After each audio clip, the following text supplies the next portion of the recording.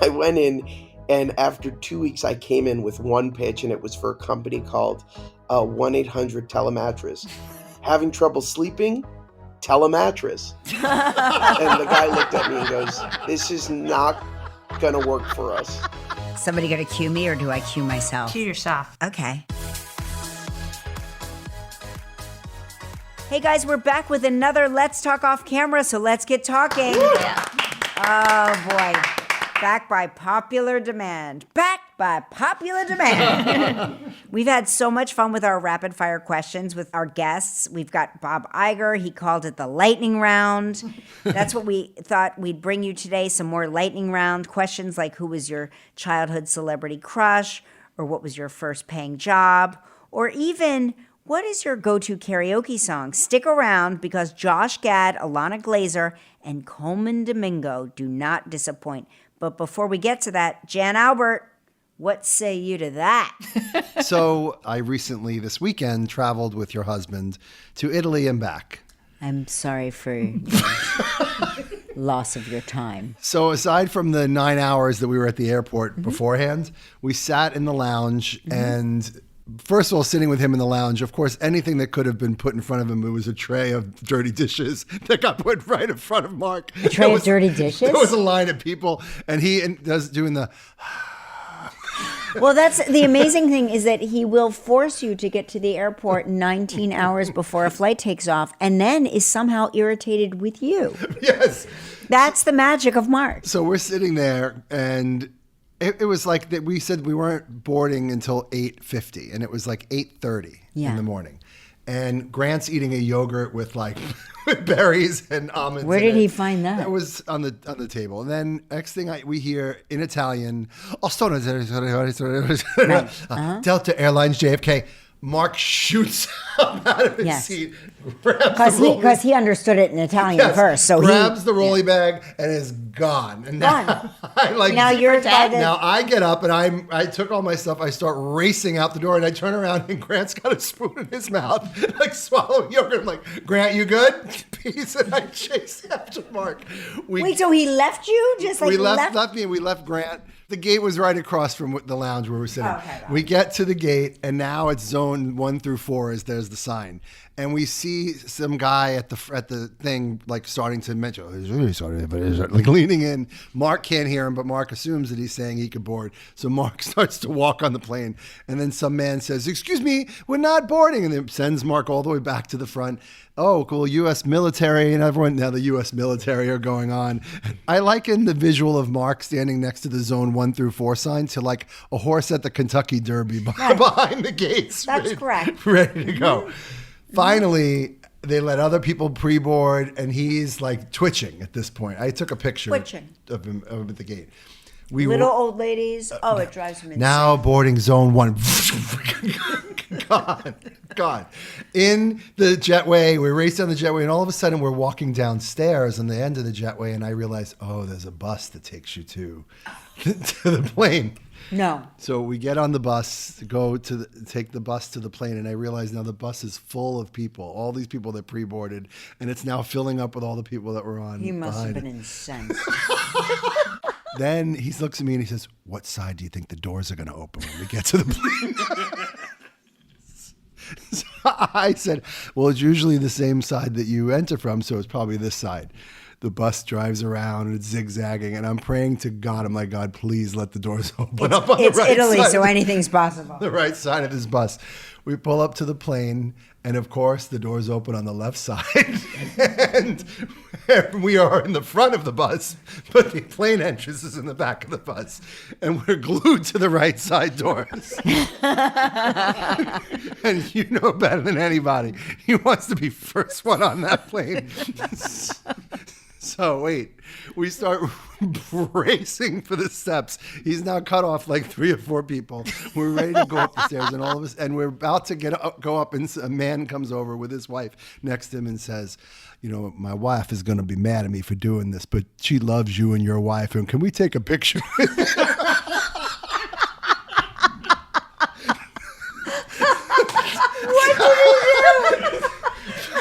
did he do? Pauses and Yeah.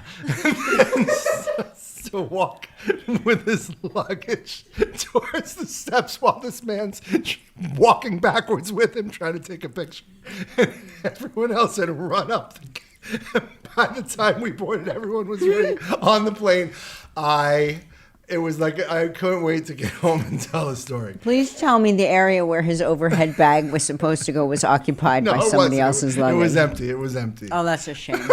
But at least 35 people got on the plane before us. That is amazing. Do you know how that kills him? Oh, yeah. I told you, I refuse to fly with him anymore. I won't fly with him. I thought of some I'm like, Seth travel we stories. need to take separate planes. Okay, let's get to it. Let's start with actor, writer, soon-to-be director, Josh Gad. You know him from his time on Broadway in The Book of Mormon and Gutenberg, the musical, and you certainly know him from the movies Frozen, Angry Birds, and Beauty and the Beast, and his debut children's book, Picture Face Lizzie, is out now. Josh stuck around for our rapid-fire round, so let's play it for you right now. Okay, childhood celebrity crush. Phoebe Cates. Oh, that's a good. I think that was Mark's too. I mean, it's obvious why, but yes, Phoebe Cates. Yes, of course. We can all. Sorry, Kevin. I'm friends with Kevin Kline, so it's a very uncomfortable thing to ask me because I. No, Okay, he good, knows. good. He knows. We all talk about it. What posters did you have on your bedroom wall growing up? Oh man, I was a Disney fanatic, so I had posters of my favorite Disney films. Like this is so embarrassing to say, but Aladdin and Lion King hung on my childhood Loved wall. Aladdin. That's not Yeah, that's not embarrassing. embarrassing at those all. are It's those like are a vision board. Like, Yeah, it's a vision made board. It is happen. weird. Yeah. It strangely It's a became total a vision board. Yeah. But at the Yep. time, it was not conducive to getting laid. So I really feel like My son. This is my son's old bedroom. Clockwork Orange. oh, and that's Batman. a cool No, room. I don't think a girl has ever been in this room, if I'm being honest. Oh, and grab the alligator. Oh, yeah, hold on. I mean the crocodile. You'll know this. Oh, I love that. The Peter Pan crocodile. I love that. And it like literally. Yeah, you know what's happening? My girls It now want to get TikToks. rid of all of their like kid stuff, and I'm like, no. Don't let them get rid of it. They'll change their mind. I know. It's just gonna TikTok until it wears down. Okay. Did you have a nickname growing up? I did. Skippy. I had a teacher named Miss Tobias, and she one day said that I reminded her of Skippy peanut butter, which I don't know what the hell that means, but it stuck, and I became class president, and it was Josh Skippy Gad. So everyone, when I go back for my high school reunions, nobody calls me Josh. Everybody still calls me Skippy. And what's so Skippy. funny is my brother, his nickname in high school was Skippy because he looked like Skippy from, was it Who's the Boss? Oh, Family Ties. Family Ties. Skippy was Family like Ties. Michael's best friend on Family Ties. That's what it was. Skippy. You want to hear what a good father I am? Do you know what my kids' favorite shows are? What? Family Ties, Growing Pains, Who's the Boss, Full House. I Wow, refuse that's to let amazing. them start with anything modern. We're going back to the basics, kids. Yeah, that's smart though, because that's when I mean, if I were to show my kids my favorite sitcoms, it would be All in the Family, Oh, The so good. Jeffersons. I tried. They Good couldn't do the 70s Times. stuff. They You couldn't know, do the it's like 70s it's stuff. too. They're like, what is this? Is Yeah. this from the 1500s? Like Yeah, it actually looks weird to them. It does. I tried. I even tried showing them like Bewitched. I tried showing them. Man, we went through a phase where we like desperately kept shoving. What the hell is the name of the show? The Family. The nuclear family. Brady Bunch? Brady Bunch. Brady Bunch. Thank you. I Brady tried Bunch. showing them the Brady Bunch, and I can't believe I forgot the words of the Brady Bunch. I tried showing them the Brady Bunch. They did not. They did That not was the like it. working title. You probably already knew that though. They were going to Yes. call it The- that show the- about a nuclear that show family, about the nuclear but family. instead it became the It was Brady like, Bunch. the Brady Bunch is catchier. Who was your first kiss? Her name was Danielle Wancier. I was about 10 years old, and she Oh. was a good foot taller than me, and we kissed on the dance floor at Camp Blue Ridge. Oh, wow. Camp is where all the first happens. Yes, exactly. First concert. First concert, Dave Matthews Band. Oh, my gosh. Yeah. That's crazy. You're so young. So young. young. Josh is so young. First car.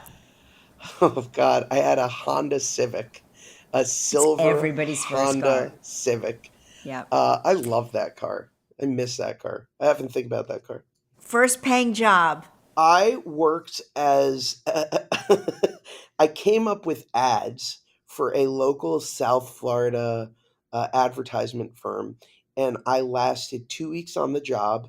And I went in, and after 2 weeks, I came in with one pitch, and it was for a company called 1-800 Telemattress. And I literally came back with one pitch, which was having trouble sleeping, telemattress. And the guy looked at me and goes, this is not going to work for us. That's amazing. I took that paycheck. That's incredible. And walked myself out the door. Go to karaoke song. It's Crazy, but I love Crazy. So it's I Will Always Love You by Whitney Houston. Oh, that's amazing. And I actually go for it. yeah. I actually like Yeah. it. I go for it. I'm sure you do. Let's hear it. Chan wants you to put your mouth where your money is. I'm in my Disney office right now. I will literally, he's people not. will start being like, Bob Iger's going to See, knock on my door. Dad's auditioning for something again.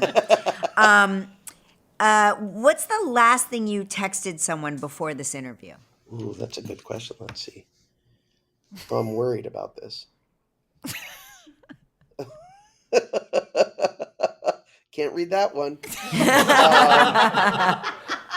Oh, okay. It was Adam Pally asking me about a movie, and I said, yes, we are currently getting a draft into the studio for the film, which is expected to potentially shoot next year. That's the last text, was to Adam Pally. It's the most Hollywood text ever. Which movie would that be? I cannot talk about it. Jan, he can't talk about it. I'm trying to figure out my last text, Yeah, and I'm what's going to your look it up right now. No, I didn't respond to that. Did Lauren reach out to you regarding tickets to Wimbledon? To my daughter. Our lives Wimbledon. are so Yes, weird Wimbledon. and stupid. She did. Was she Oh, able good. to help you? No answer. Are you going to Wimbledon? No, my daughter lives in London. The agency will get you tickets. Your agency will get you tickets. Or threaten to leave your agency if they don't. Hidden talent. I mean, none of his talents are hidden. They're all out in the open. Maybe he has something else. Okay, hidden Do I talent. have a hidden talent? Man. Do you sculpt? I do not sculpt. You know what? This isn't even a hidden talent. This is actually sad to even admit, because I'm sure everybody can make good eggs, but I make really good eggs. That is a talent. I make really excellent breakfast. Like, that is Okay. something that I do. Well, we'll put you to quite- the test next time you're in New York. quite well. I'm also really good at trivia. I love Trivia. trivia, and I'm usually quite excellent at it, except the one time that I was a guest on Celebrity Jeopardy. And It's not you, it's the button. this is what happened. So we did you know how beforehand you do the practice round? Uh-huh. So I do the practice round. The great late Alex Trebek says, "Oh well, you're going to run away with this tonight," because I had such a killer run. And then we get to the game, and I literally cannot get an answer, and then I start freaking out, and I literally became an impression of the SNL spoof of celebrities on Jeopardy at that point. I was so embarrassed. Did you finish last place, or did you come from behind Oh, with no. Final Jeopardy? Oh no, I very much finished in last place. My written Final Jeopardy answer was like a joke, like literally trying to save face. It was a nightmare. It was a nightmare. But when I play Jeopardy at home, I'm all the answers. I'm quite good at it. Yeah, I know one of it's those very frustrating scary things, to be those shows. It's scary. It's like your brain goes. It's where your brain goes to die. Truly. If you were a drag performer, what would your drag name be, And we go by these rules. Name of your first pet, street you grew up on. It's really a weird one. Yeah. Mickey, North 37th Street. It's a horrible drag name. Like, what? Terrible drag name. Yeah. I just read something funny on Instagram. It said, your stripper name is your best friend's first name and your best friend's last name. I thought that was pretty funny. What is something you're kind of snobby about? Hotels. You know what's funny? I grew up really staying at some pretty shitty motels. And Of course. the first time that I ever got a whiff of like what luxury was, I was like, Luxury? oh God, I'm not going back to that. Yeah. So my wife is always furious with the way I travel because I'm such a snob about it, but I love No, good but travel. I think it's like travel is an experience. It is. It's memories. And if You're you have paying for the memories. if you have the extra money, if you're in a position where you can do that, you owe it to yourself to do Yeah, that. I agree. I say. You Mark tell my wife never that. knows. Do you know what I say to Do you know what I say to Mark every time we travel? I tell him that we got upgraded. I do that with Ida. He has no idea. I lie so much about travel. I like just Yes. trying to hide the dirty secrets. I have an incredible travel agent, by the way, if you ever. I know. I have an incredible travel agent who hides all my bodies. I mean, literally. Is his name he thinks Bobby? we get. No, no, it's Dan. It's Dan, but they sound like maybe they work for the same company. They're the same. Literally, Mark thinks that we've been using miles for first class tickets and that we've been upgraded through our credit card for every hotel. That's what Ida thinks. Too. And he's happy as a clam. Well, And guess I'm what? happy. Guess what? He's gonna know after this podcast comes out. He never. Here's the funny thing. He never listens to these. Okay, podcasts. we're great. Spoiler Great. alert. Yeah. Okay.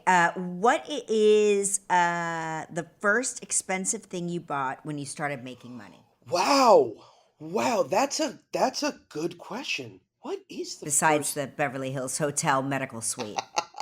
I think the first real expensive thing I bought was my wife's engagement ring. Oh, that's a good one.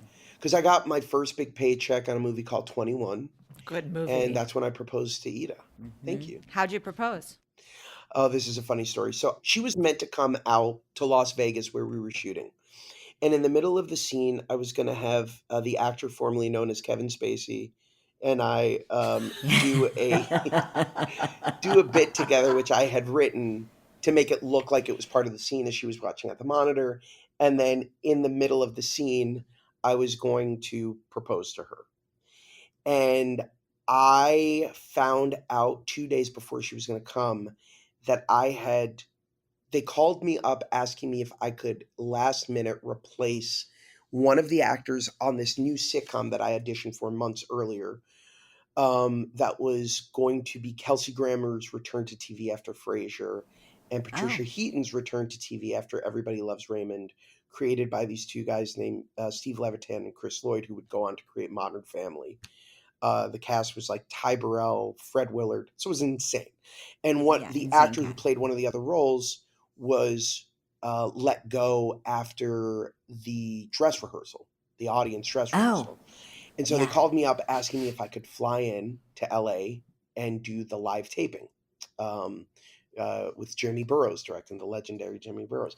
Oh so my God, Jim Burrows. Wow. Sure. So Ida had no reason to come to Vegas anymore. So I called up my best friend, Seth Gable, and Ida's best friend, Christy Camp. And I said, guys, can you go to every flower store in LA and get as many rose petals as you can find and just lay them out leading up to the house through the hallway into the bedroom and put a bunch of candles on. So the two of them, God bless them, went out and did this. We get past the driveway. There's all these rose petals, and I'm thinking this is going to be the most romantic proposal ever. We get like halfway through the driveway, and she goes, "Are you proposing to me?" Oh my gosh. I was like, damn it. This ended up being the most. He went from being like the coolest proposal to just the worst proposal possible. No, it's still but romantic. it was, it's a thought that counts. But yeah, so that's how. But going back to the Kevin Spacey movie, You know what's very interesting, and I talk about this in the book. He never ever remotely behaved like that in front of me, although I had heard many many stories. Right. And I truly feel for everybody who Oh, me too. Oh, yeah, yeah. was the subject of his predatory behavior. What he did do, which was very strange, was he would take me out to a restaurant and make me do impressions with him. With him. And it was a very weird thing. He would do like Jack Lemmon, and then like I would do Maya Angelou. I did do a really good Maya Angelou, and he would be very tickled by it. Can we hear Maya? And then, Can we hear Maya for a second? is it still okay for me to do Maya, Yes. even though she's passed as well? She's passed away, and it's tribute. I know why the cage bird sings. I mean, Because he's stuck in a fucking cage.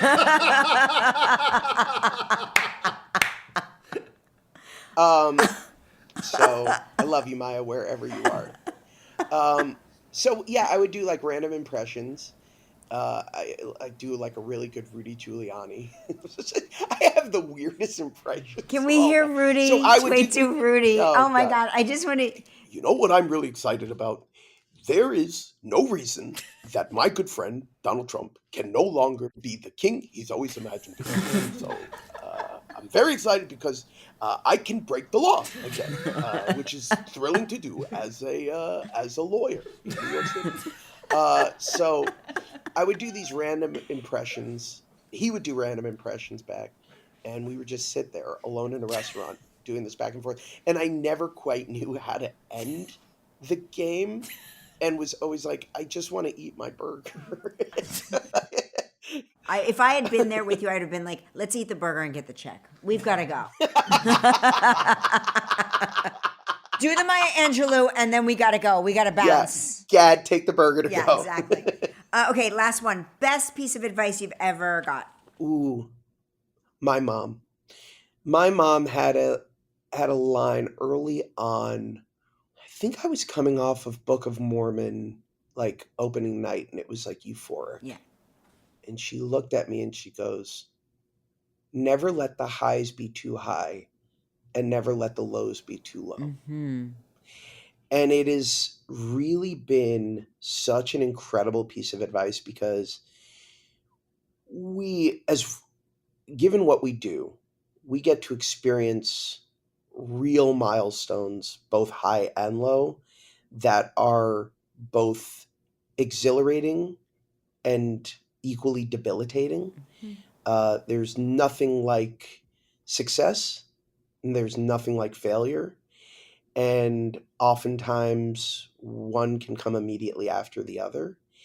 And I think a lot of times people don't know how to handle that because it becomes really a self-reflection of you. In college, our teacher once said, this is the only profession where there's no pencil or keyboard separating you from the work you do. You are always on the line. And when my mom said that to me, it really kind of gave me a perspective that has allowed me, especially in the age of like trolls and social media, and you have so many people who love you, but they're never quite as loud as the people who hate you. Mm-hmm.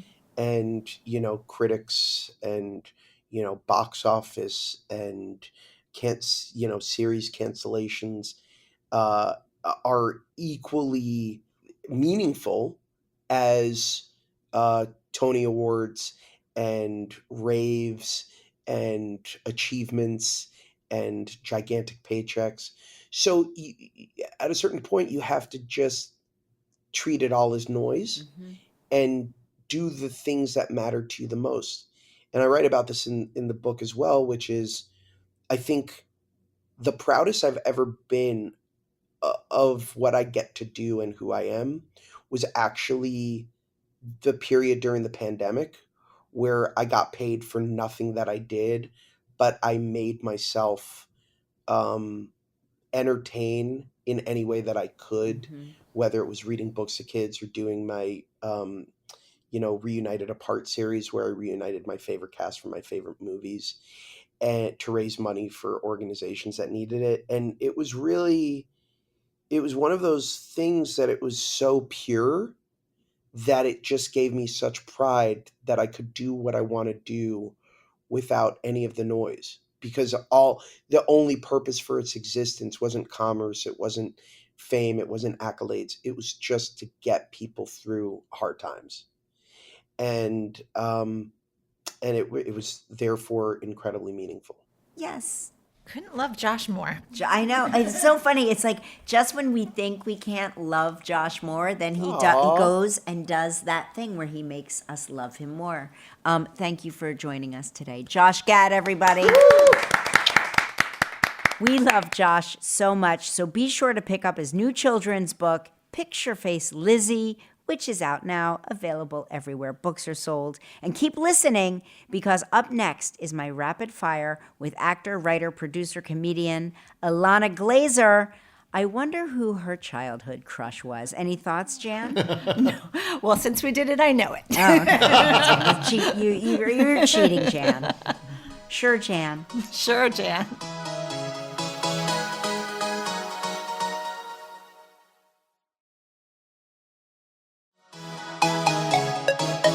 Back with actor, writer, producer, and stand-up comedian Ilana Glazer. You may know her from one of her stand-up specials or from Broad City, False Positive, and most recently, Babes. Let's listen to her rapid-fire answers right now. Childhood celebrity crush. Freddie Prinze Jr. Wow. You know, he's got a great cookbook. I'll get it. I'll What send did you you a- love him in? What was the show? One of his silly teen movies, but he was just hit. Scooby-Doo? No, she's all that. I was like, I'm a she's all nerdy that, girl, of course, right. What poster did you have on your bedroom wall? Was it a Freddie Prinze Jr.? No, my Freddie Prinze Jr. clippings were secret private clippings. I had the Beatles and Bob Dylan. I was obsessed with the Beatles, Bob Dylan, and Stevie Wonder and Joni Mitchell. I wanted to be in a different time. And not just a poster. I made my walls a collage. It was crazy. It was compulsive. Oh yeah. Yeah. Also because you were born older. You were Right. born with your old soul. I was truly mourning not being born in the 50s. It's crazy. Yeah. Who was your first kiss? A nice guy named Brian Heyman, my brother's friend, my brother's 4 years older than me. We weren't in high school together. Brian was 3 years older than me. I was a freshman. He was a senior, but I was almost predatory in a way, because I was I have to break this seal and I have to make this happen. It was crazy. Yeah. It was right. Yeah. And it was I was in ninth grade. So I was just desperate to get it done. It wasn't. Oh yeah, you had to get it done. Yeah. I learned how to make and take love, later, more from my partner now, my husband. Yeah. It was speaking of compulsive, I was compulsive at the time. I was let's do this. Let's get this done. Yeah. First concert. Who was your first concert? James Taylor, baby. Oh, that's a good one. That's a good That's a one. really good one. Yeah, How old Jones were you? Beach. I was a little kid. I was maybe 8 or so. And my wow. parents took us. Oh, your parents took you. Yeah. Great. That's really good. That's thoughtful parenting. First car. Honda Civic stick shift. Nice. Stick shift. 2-door, 4 seats, but 2-door. 4 seats and 2 doors. You had to Do you climb know in. how to drive? Yeah, I stick know how to shift? drive a stick You shift. do, obviously, Albert. yeah. You do. Yeah. That'd I've be a never hot learned. car to own now. My dad was a Yeah. bus driver. There was no not learning how to drive a Oh, stick wow. shift. I was Yeah. lucky I didn't take my driver's test in a New In a Jersey transit bus. bus. Okay, first paying job. My first paying job, but it was off the book. I was a mother's helper when I was 9 years old. I was desperate to start making money and planned to be a comedian in New York. It was crazy. But my first job on the books, I was a busboy at a, Oh wow! at a What restaurant? it was called the Brook House in Stony Brook, New York on Long Island. Oh. And, it was a lunch, dinner, and ice cream spot. And I cleaned tables. And was that the first job you quit or got fired from? I think I quit. I don't think I ever got fired from a job. I'm a real worker. See that? We have that in common. I kind of got fired from a job, but I didn't know it. I was replaced in a voiceover movie, but they never told me that I was replaced. It was very bizarre. When you're a busboy, do you get the tips that people live on the Oh, table? yeah. Do you split the tips? No, it's more like what the server, like hands you without looking you in the eyes at the end of the night. You know what I mean? It's like, it's more the server. So you're really getting ripped off. Yes, fully ripped off. Yeah.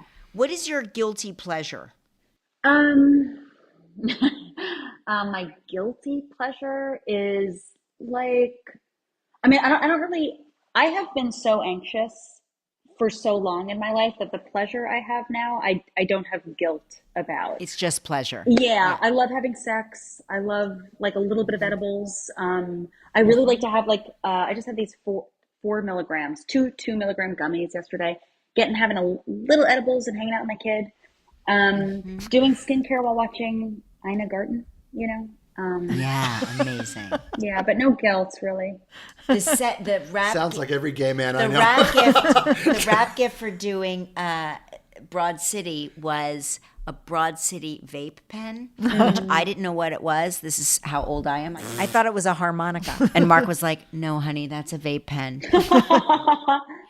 If you were a drag performer, what would your name be? Oh my gosh. So you know how this game goes? It's the first pet you ever owned and the street you grew up on? Oh, yes. Then, it doesn't make any sense. Sarah Forth. Sarah Forth. Sarah was your pet's name? Sarah was my first dog that my parents had in college. Emma Forth. It doesn't make sense as a drag name. Yeah. Bad drag name. Really bad drag name. It's almost like a drag politician, perhaps. You know what I mean? Not really. Is there something that you're kind of snobby about? You don't strike me as snobby, but is there like, I'll only use... I'm like snobby about vibe, and I'm trying to claim it more. Like if people are like off or not cool, I want to like not hang out, and I don't want to perform that I'm having a good time. I'm trying to get into that more and more, and just let myself be snobby about vibe. So important. That's important. I'm close with Zoe Kravitz and Lenny Kravitz now. And Lenny was once telling us a story about Prince, hanging out with Prince. They're young people, and they show up to a party, and Prince like read the vibe from outside the house and was like, no. And he turns around and he leaves. And I carry that like story and the way Lenny was telling it with me all the time, where it's like, that is the coolest shit you can do, is protect your energy. So I'm trying to get snobby about that shit. Yeah, that's good. And you know, it's so funny. Our very unsnobby sound editor here, Seth Gronquest, when you said you're snobby about vibe, Seth, who's sort of like, I'm not even sure if he's listening half the time, but he actually started nodding and he goes, Thank you, Hi, Seth Ilana, big fan. Ronquist. Yeah. Oh my gosh, wait, did you just hear him? Wait, he just spoke. Seth, say it again. She didn't hear you. Hi, Ilana, big fan. He just said, hi, Ilana, big fan. Thanks, Seth. You got good taste, brother. You guys good taste brothers. Hear that? Yeah. He's like, I'm not kidding. I've known him for 20 years. This is the most I've heard him speak. Hi, Ilana, big fan. Incredible. You've gotten more words out of Seth than I've gotten in 20 years. Okay. If you weren't a comedian, actor, writer, producer, what profession do you think you would have gone into? Therapy. Love it. Therapy? Love people's tea. I want to hear what's fucked up about them. I want to untangle. I want to hear about their sexual proclivities. Oh, therapy. I don't know. See, I think you would have been a social worker. I am like, you would have been a social worker because you care very deeply about people. Yes. But I don't know if I could handle like going into other people's homes and being like, fuck, this is fucked up, versus like creating a space where it's like, come on in and you can have a protected space. Oh, yeah. At least now at 37, but maybe I would have started as a social worker when I could. And then gone into. Yeah. Right. Best advice you ever got? I say Amy Poehler's often, which is that she told Abby and I, treat yourself like your own daughter. And that's like something that I'm like, damn, I'm still trying to do that and like mother my inner child. But I say it so often that I was trying to think of another one, but I'll leave it at that. That's I mean, it's really very good good. advice, though. It's That's very good. great advice, And it's Jan. like, That's what we're going to start doing. it's a long practice too, because it's like, you know, you can treat your daughter or your son with care and compassion and empathy, but yourself, it just is so much harder. And there's so much harshness in the way of that. It's very good advice. It's just that I've said it so many times that I was trying to think of something fresh, but it's one I hold treat dear myself near like dear. somebody trying to mug me. You know what I mean? I've kind of like, I do know what you mean. Someone why trying I'm to so mug me. horrible to myself. I am Yeah. going to stop that. I'm going to start treating myself like Lola. Yes, yes, proud and, you know, Yeah. respectful, you know? What's the fondest memory of any show you've ever worked on? I mean, Broad City, I haven't worked on so many shows, but Broad City, gosh, you know, I think when it was like, my favorite moments were when it was just me and Abby and Paul and Lucia. I mean, I don't know. I liked all the different like writers, but when it was the four of us like so stuck and having a deadline looming and like getting delirious and laughing so hard, Paul W. Downs gets me so hard. You know, what was it? I used to waitress during college and when I was starting in comedy on Rector Street in Battery Park City at this place called Steamer's Landing. Which was just, oh God, it was so gross and like, so like, it was all tourists, so nobody tipped and it was terrible. And the like regulars who were drunks, it was really tough, but interesting. And once it was just me and Abby and I would, after all the writers would leave, we would rewrite the scripts over and over to meet the demands of our budget or whatever. And Paul and Lucia had written in a script, rewritten Steamer's Landing, you know, as a restaurant called Dumper's Post. And I read it out loud and I literally collapsed onto the floor laughing. They really get me. Dumper's Post. Love Ilana Glazer. Yes, love. Her movie Babes is now streaming, so check it out. It's hilarious. Plus, YouTube the video of Mark on Broad City with Ilana. It's priceless. It is mwah. It is the chef's so good. kiss. I just Chef's watched kiss. it again. Chef's kiss. Okay, up next is my rapid fire with the divinely talented Colman Domingo. There is nothing he can't do, and I swear an Oscar win is in his near future because I got $20 riding on it.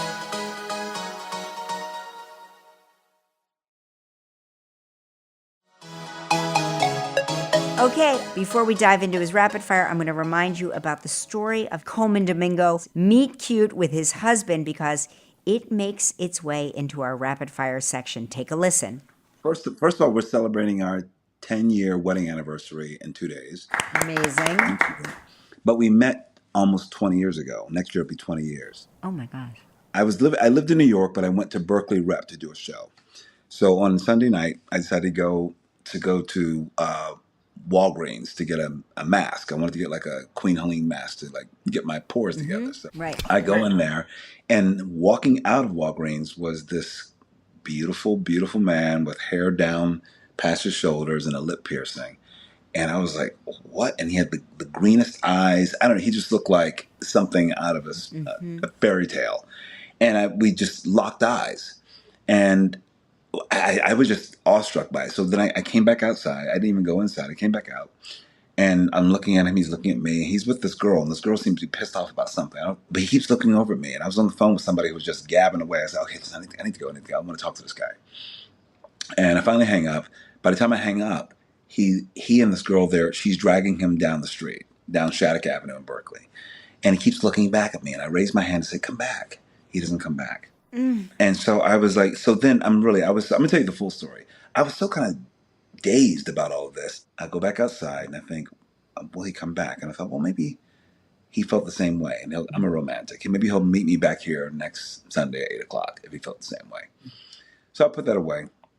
3 days later, I'm trying to buy a used computer on Craigslist because I got a grant to help out with my writing. You know, I was a struggling artist. I was on Craigslist for like a good hour. And then I was just staring at the home screen. And I remember reading all those Craigslist misconnections. And I thought, well, what if I wrote one of those? Oh my gosh. So I started just reading them.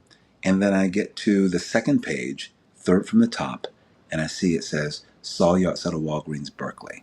I literally jumped the fuck up and I was like, get the fuck out of here. That's me. I click on it. I almost clicked on it like I was scared. Like I clicked it. And he described me and my faux hawk, because it was 20 years ago when I had a faux hawk. And he described me to a T and said, I'm sorry, we were lost and my friend was rushing off. I hope this finds you. Apparently he posted that just an hour before. He tried to post it 3 times before, but it didn't go up until like an hour before. I reached out to him by email. We agreed to meet up 2 days later in San Francisco at this bar named Dalva, called Dalva. I go in there. We have a beautiful night. I'm trying to be a good boy. He wants me to go home with him. I'm like, no. I'm trying to, Make him earn it a little bit more. Or I'm trying not to be a whore. Yes, exactly. Yes, I got it. I'm with you. I understand. You understand. So I was like, I'm trying to practice some good behavior. So I was like, well, how about this? I'll go home with you, but let's just cuddle tonight. Because something about him I really liked. I just really liked him. And so we're laying there and I couldn't sleep. It's about 4 a.m. And I just say this quietly. I didn't think he was awake or anything. I just said, I think I love you and you're about to change my life. Oh my God. And so we've been together ever since. Wow. Okay, so I'm going to ask you some rapid fire questions, okay? Sounds good. I'm here for it. Childhood celebrity crush. Oh, I know. Linda Carter. Oh, Wonder Woman. Dead. I mean, Albert. Albert's childhood celebrity Better log crush. into Craigslist after this. Oh, shit. Oh my God, I love that. I'm going on Craigslist. There we go. Okay, what poster did you have on your wall growing up in your bedroom? Poster I had on my wall in the bedroom growing up. Actually, it was because it was my brother's, the Black Queen of Sheba. She was half naked and she was velvet, and she had her boobs hanging out. Yes. Exactly. I remember that poster. Yeah, was it neon-ish? Yeah, it was neonish, and Yeah, there was a panther underneath her. Yep. And basically, yeah. My Uncle Tony had that poster, like in the living room. Yes. Exactly. It was prominently, like, over the sofa. Yes. Did you have a nickname growing up? My nickname is Jay, for JJ. Jay or JJ, which is from my middle name, JJ. Jason.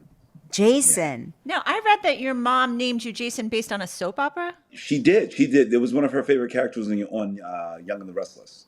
Oh, Young and the Restless. Did she watch All My Children? No, because Young and the Restless and All My Children were on at the same time. So you either watched one or had the to other. choose. Yeah, you had Yeah. to choose. Back in those days, you had to choose, Jan. First kiss. First kiss? Who was your first kiss? Yeah. My first kiss. Oh, my God. You start to think, was it a kiss that mattered? Like, what was my first kiss? Yeah, it doesn't matter. It doesn't have to matter. The funny thing is, I remember my first screen kiss was with Paul Rudd, which is funny enough. That's a good one. He should be everybody's first kiss. That's a great one. Exactly. And it was just a really sweet moment. Like the characters in no way, shape, or form should have been kissing, but in a moment of improv, he reached over and kissed me. So Paul Rudd. Paul Rudd. First concert. Earth, Wind, and Fire at the Mann Music Center in Philadelphia. Oh, my God. 1978. I went with my sister and my brother. That's a good one. That beats Fairmount Park. That beats Yeah. everyone that's answered that question. Yeah. All right. We've got to stop asking that question. Coleman wins. First paying job. First paying job was at McDonald's. The McDonald's at Children's Hospital of Philadelphia down on 34th Street. What was your job there? What'd you do? I was on, first of all, I started on fries, and then I went over on, because fries was like the jam. Like, you had to be quick to make these fries. So I was really good on fries, and then I went to chill a bit more, and I was on burgers, and then I, moved up, and I was on the register. Wow. I worked at McDonald's once Yeah? for our show. Remember they did? Yeah. We used to do something called Kelly Does It. Do it. So Do It Week. We would call yeah. it Do It Week. So the viewers would write in and ask me to do things that they would like to see me do, and they had me work at the drive-through window at McDonald's in Midtown Manhattan on the West Side Highway. 34th and 10th. 34th and 10th. Jesus. I was cursed at. A woman picked a fight with me. It was brutal. It was the hardest. That was the hardest job. And I worked it one day, and I was like, the people that work that register at the drive-through should work for NASA because you have to use every part of your brain. They've closed that McDonald's, by the way. Yeah. Do you still eat McDonald's now, or will you not eat it anymore? Yeah, do you still eat McDonald's? You know what? That's like a little. That's a nice late night treat. Usually, like after an award show or something, we got to hit a 24-hour Yeah, of McDonald's. course. McDonald's fries are the best, by the way. The best It's fucking not. fries because it's peanut oil. Yeah, well, everything should be fried in peanut oil. There, I said it, Jan. You can't take it back now. What's your go-to karaoke song? Usually, it's something like Marvin Gaye, like "What's Going On." I sometimes get into a Luther Vandross period because I have I can sing like Luther a little bit. Do you want to sing like Give us a Luther little for something. us? Do I want to sing? I would sing something like, "Let me hold you tight, if only for one night. Let me keep you near to ease the way of fears. It would be so nice if only for one night."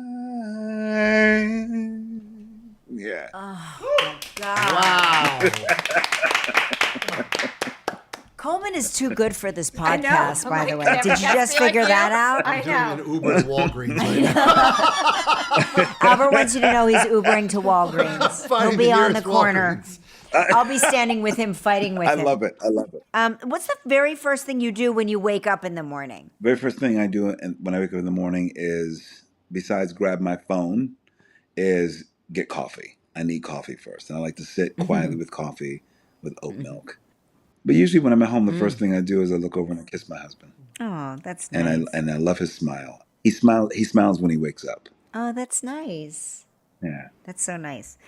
What's the last thing you texted someone before this interview? Let me look it up. Here we go. Okay, let's hear it. Yeah. The last thing I texted someone was, see, they done jacked me up. Didn't have you on the schedule, but cool, I'll be ready. I love that. That was to my stylist, Inez, who I didn't realize she was on the schedule for tonight. Exactly. What are you doing tonight? Where's tonight? Tonight is a tastemaker screening at the Crosby Street Hotel, and I didn't realize she was coming. So I said, see, they done jacked me up. Didn't have you on the schedule, but cool, I'll be ready. What is something you're currently watching? Something I'm currently watching. What the fuck am I watching? Oh, you know what I currently watched? Honestly, I watched the Faye Dunaway documentary. Oh, it was so good. I thought it was so very good. good. It was so good. I loved Yes. it. It was great. I loved it. It's great. What's your fondest memory from any production you worked on? I would say the production of Passing Strange. That musical changed my life. And it was the final shows that were shot by Spike Lee. And he wanted to do a reprisal of the song It's All Right. And we'd never done it in the 3 years that we've done the show. So we did a reprisal, and it turned into this spiritual catharsis. It became church. And we were, it was euphoric. The audience, well, I'll never forget that night for the rest of my life. It felt like what we believed it could be. It just became spiritual. Yeah. And it's caught on film when people watch Passing Strange on Amazon or something like that, I guess. Yeah. By the way, speaking of euphoric, I had lunch with Sam Levinson and his wife Ashley on Sunday. Aren't they lovely? I want you to know that you are their favorite person. Oh, and they're mine. They're really You beautiful. really are. Yeah, they are gems and saints, but to hear the way they speak, I think that when people say nice things about people, there's an obligation to pass it on. Oftentimes we only pass on when somebody's shit talking somebody, like, well, you know what so and so said about you. I think you should know that they think the world of you. With good reason. I think the world of them too. They're just wonderful, sweet people. They've really become family. Yeah. Very, very special. And I was very excited. I was talking to Ashley before, and she told me she was hanging out with you guys. And I was like, "Oh man!" I said, "Tell them I adore them. I look forward to like." I spending wish time you with were them." there. Me too. That was a fun barbecue. You would have liked it. It was really great. We had a great time. I'll be out there Next time for sure. We would love that. And after you meet Albert up at Walgreens, he can invite you. Albert has the quintessential event in the Hamptons in the summer. Memorial Day weekend. Albert, I'll be there. You gotta come. It's called Sausage Fest, a.k.a. the Meat Gala. And it is the premier event of the Hamptons. There's actual sausages being served. But I'm dying right now. I have to be there. That sounds fantastic. It's all gay men and Kelly. It's all gay men and me, and usually my daughter. The way the world should be. That's the way the world should exactly. be. That's it. Oh, I love that Colman Domingo, guys. He is everything. He really is. His movie Sing Sing is now streaming, and I'm sure by the time this episode drops, he will have 10 other projects out. All right, Albert, Jan, what's next? We have some Ask Kellys for you. Aren't people tired of asking? No, they want to know. Okay. Okay, so from Lauren Solomon, what advice do you have young females early in their careers? Gosh, that is such a good one. I would say you have to arm yourself with the knowledge that you're going to have to work twice as hard as any guy around you in the room, be half as dramatic, and advocate for yourself. Do not take no for an answer. And if a door closes in your face, climb in through the window. It's That great is my advice. Great one. Is that good advice? It's great advice. Yep. Next one. How do you support an adult child going through a breakup? Oh my gosh. Oh, this is such a good question. I think the key to handling an adult child breakup is to listen, to offer support. Try not to give advice.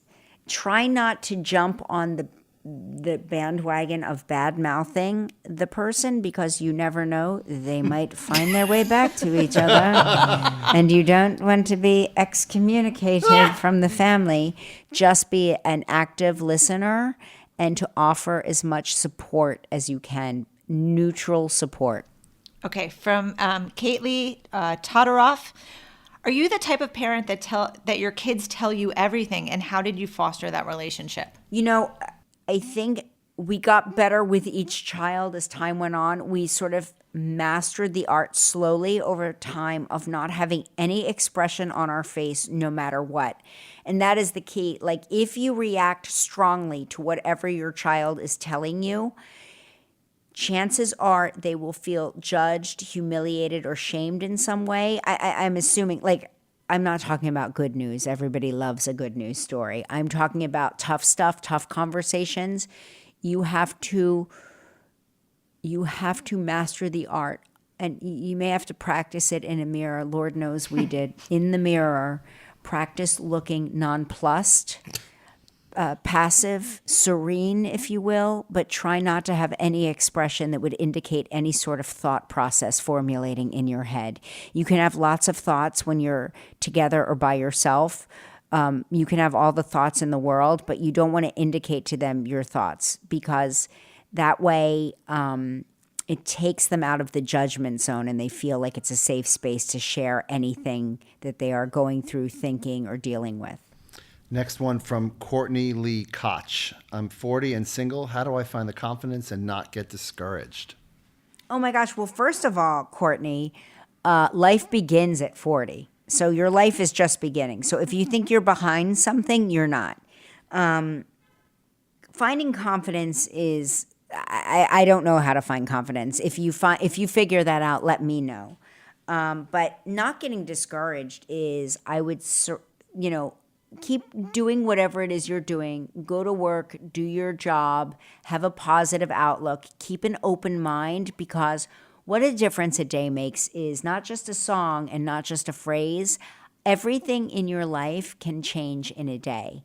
Sometimes for the better, sometimes for the worst, but everything can change in a day. So you never know who is out there waiting for you, and you never know what possibilities and opportunities are out there waiting for you, but you have to keep an open mind to be open and present enough to understand when they're presenting themselves. Totally. And I think you also dive into the things that you love, like all the interests, all the things. Remember we had that expert on the show who was talking about dating, finding love again, and she was saying how you have to like take stock in everything that you love and really pursue those things. Pursue those things. Yeah. And that will attract you to people that also have shared interests, and shared passions. And you're related to Ed Koch. He had a lot of confidence. Exactly.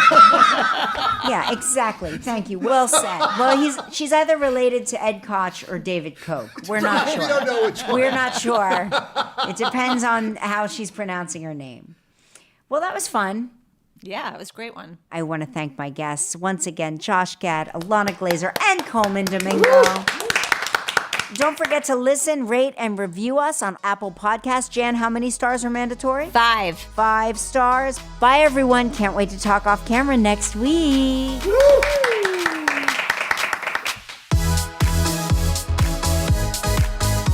Let's Talk Off Camera with Kelly Ripa is a production of Melojo Productions with help from Goat Rodeo. Our theme song is Follow Me from APM Music. From Melojo, our team is Kelly Ripa, Mark Consuelos, Albert Bianchini, Jan Chalet, Devin Schneider, Michael Halpern, Jacob Small, Roz Therian, Seth Gronquist, and Julia Desch. From Goat Rodeo, our team is Kara Schillen, Megan Nadolski, Max Johnston, Isabel Kirby McGowan, and Rebecca Seidel. Additional sound design by Terrence Bernardo. This show is powered by Stitcher.